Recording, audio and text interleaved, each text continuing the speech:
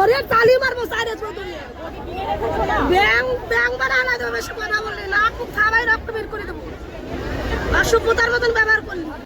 কি তোমরা ভাবছো তো কেন এরকম ঝগড়া দিয়ে আমি ভিডিওটা শুরু করলাম? তার জন্য কিন্তু পুরো ভিডিওটা প্রথম থেকে শেষ পর্যন্ত দেখতে হবে। হ্যালো গাইজ, আমি Ishita, welcome to my mini blog. তো গতকাল আমি চলে গেছিলাম ঈশিকাদের বাড়িতে একটা ছোট্ট কাজের জন্য। আর দেখো, বিরাটি স্টেশনে নেমে কিছুটা অটো করে আসার পর ঈশিকার বাবাই মানে মামা কিন্তু আমাকে রিসিভ করতে চলে এসেছিলো। হ্যাঁ, ফেসবুক থেকে দেখলে কিন্তু অবশ্যই একটা লাইক করে দিও, আর ইউটিউব থেকে দেখলে কিন্তু অবশ্যই সাবস্ক্রাইব করে বেল আইকনটা ক্লিক করতে ভুলো না আমার ভিডিও সবার আগে দেখার জন্য। আর দেখো, যেতে যেতেই দেখছি এত সুন্দর একটা ঝিলপাড়, আর সত্যি বলতে ঝিলপাড়ে এত মনোরম পরিবেশ, এত সুন্দর হাওয়া দিচ্ছিল। আর তারপরে এই ঢুকেই দেখো ঈশিকাদের বাড়িতে কিন্তু এত সুন্দর একটা কালী মন্দির আছে। এই মন্দিরটাতে কিন্তু শিব ঠাকুরও ছিল। তারপরে ঈশিকাদের ঘরে চলে গেছিলাম, আর মামি করে দিয়েছিল এক বাটি গরম গরম স্পাইসি চিকেন পাস্তা। আর সত্যি বলতে চিকেন পাস্তাটা এত সুন্দর খেতে ছিল, ভয়েস ওভার দিতে গিয়ে কিন্তু আমার আবার লোভ লেগে গেছিলো। আর দেখো, তারপরে দিয়ে দিয়েছিল এলাচ দিয়ে গরম গরম এক কাপ চা। আর দেখো, এখানে ঈশিকাদের ঘরটা কত সুন্দর করে ডেকোরেশন করা, আর এরকম নিউডের মধ্যেই কিন্তু ডেকোরেশন আমার খুব ভালো লাগে।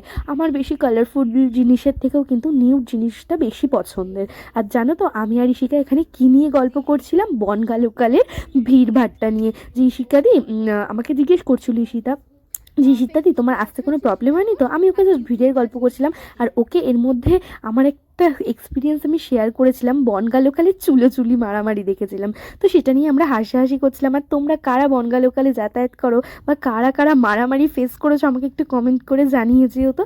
তো সেটাকে নিয়ে আমরা খুব হাসাহাসি করছিলাম। আর ঈশিকা বলছিল ঈশিতাদি কিন্তু কথা বলতে খুব ভালোবাসে। আর হ্যাঁ, সত্যি আমি কিন্তু প্রচণ্ড বকবক করতে ভালোবাসি, আমি ভীষণ টকেটিভ। তো দেখো, কাজবাজ সেরে আমরা ব্লগ করেছি, ফানি ভিডিও করেছি। সত্যি বলতে দিনটা কিন্তু মানে ভীষণ ভীষণ ভালো কাটছিল। যেহেতু আমিও বাড়িতে সারাদিন একা থাকি, ও সারাদিন বাড়িতে একা থাকে, তাই দুজনকে পেয়ে কিন্তু ভীষণ মজা করছিলাম।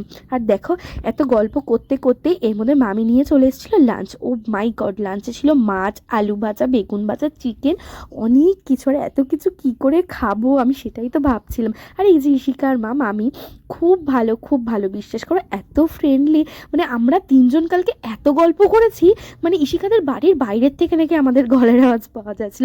যাই হোক, আমাদের ফ্যামিলি মেম্বাররা কিন্তু এরকমই প্রচণ্ড ফ্রেন্ডলি, তাই আমাদের বাইরে খুব একটা বন্ধুত্ব পাতানোর কিন্তু কোনো দরকারই পড়ে না। সত্যি বলতে আমি ভাগ্য করে এরকম একটা ফ্যামিলি পেয়েছি যেখানে সবাই খুব ফ্রেন্ডলি। আর যাই হোক, চলো আমরা এখন খাবো দাবো। আর এখন এখানে কী নিয়ে কথা হচ্ছিলো না, ইয়োলো পড়া নিয়ে। ঈশিকা আমাকে বলেছে, ঈশিতাদি তুমি বৃহস্পতিবার দিন ইয়োলো পড়বে। শুধু বৃহস্পতিবার না, প্রত্যেকটা বারে প্রত্যেকটা কালার আছে, সেরকম তুমি পড়বে, দেখবে তুমি সেই দিনটাই সব কিছু তোমার কাজ সাকসেসফুল হবে। আর সত্যি সেটাই হয়েছে, আমি এটা মেনেওছি। তো দেখো, এত সব কিছু করার পরে আমি ঈশিকাকে টাটা করে চলে আসছিলাম বাড়ি। আর এই যে সেই মুহূর্ত যেটা তোমরা ভিডিওর প্রথমেই দেখেছো, ঝগড়া, বাপরে বাপ, আসার সময় এত পরিমাণে ঝগড়া হচ্ছিল, এত মারামারি হচ্ছিল। আরও ভিডিও আছে, বাট একটা ভিডিওতে তো সমস্তটা দেখানো যায় না। আর যেরকম ছিল ভিড়, সেরকম এরা করছিল ঝগড়া। সত্যি বলতে মাথায় পুরো যন্ত্রণা উঠে গেছিল।